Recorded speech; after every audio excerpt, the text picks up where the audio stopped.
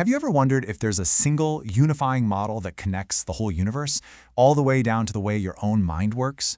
Well, today we are diving deep into a blueprint for reality itself, pulling together some incredible ideas from physics, neuroscience, and even psychology to see how it all fits together.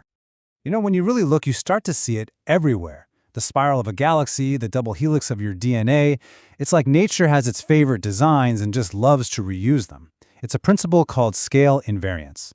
But what if it's more than just a cool coincidence? What if the most fundamental pattern of all, the one that builds everything, is the very thing that connects the entire universe directly to your consciousness? So to really wrap our heads around this, we're going to take a four-part journey. First, we'll look for the universe's geometric blueprint.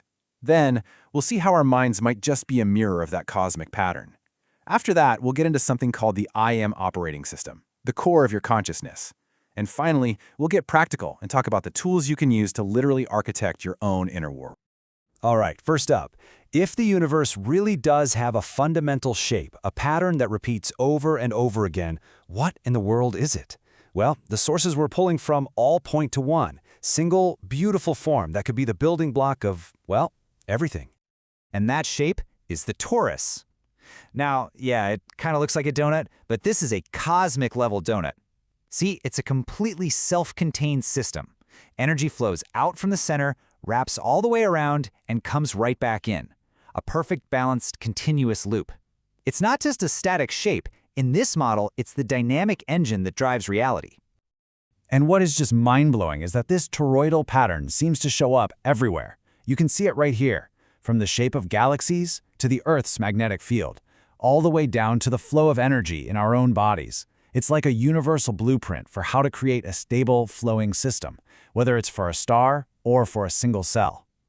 Now, the physics that even lets us have this kind of conversation is something called M-theory. To keep it simple, it's one of the top contenders for a theory of everything. What's really important for us today is that it suggests there are 11 dimensions of space-time. And that idea, well, that opens the door to some seriously mind-bending possibilities for how our reality is actually put together. Okay, so we've got this universal pattern, the torus. But how does that cosmic geometry have anything to do with the 3-pound universe sitting inside your head? Is your brain just a lump of tissue, or could it be something more, like an antenna, perfectly tuned to the frequency of the cosmos itself? This is where things get really wild. This model proposes that our mind isn't just our brain, it's actually a field-receptive mental workspace, a kind of personal energy field that operates from a fourth spatial dimension. It's interacting with these universal energies and then feeds that info back to our physical brain. You can almost think of it as your own personal, wireless connection to the cosmic internet. So how does that connection actually work? Well, zooming way in, this model theorizes that the synapse, that tiny little gap between your neurons, acts as a kind of bridge to these other dimensions. It's like the USB port, where your brain downloads information from that larger cosmic field and then integrates it right into your neural network. And this brings us right to one of the biggest questions in all of science and philosophy, what's called the hard problem of consciousness. How does a physical brain create the non-physical subjective experience of being alive? How do you get the feeling of being in love or the experience of seeing the color red from just a bunch of firing neurons?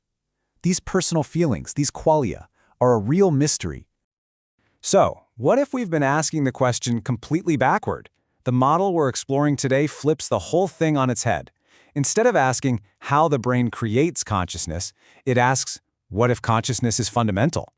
What if it's woven into the fabric of reality itself, and our brains are more like advanced receivers, tuning into that universal consciousness rather than making it from scratch?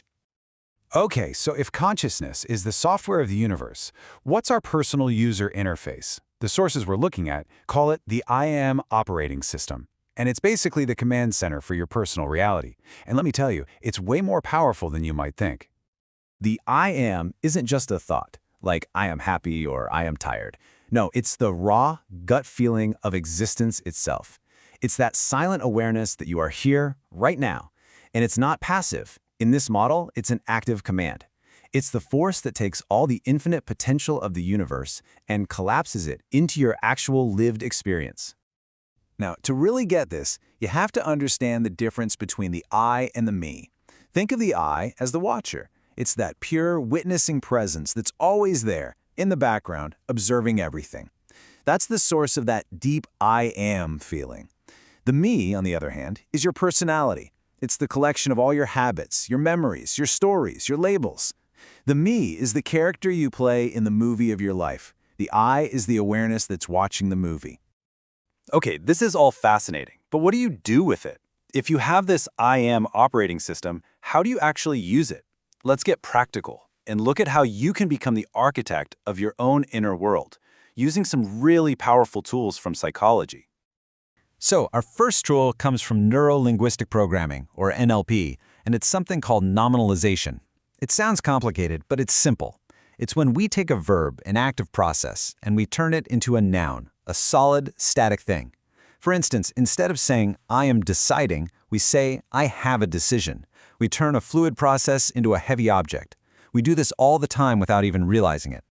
So why does this tiny little language trick matter so much? Because when you reverse it, when you turn the noun back into a verb, you completely change your perception of control.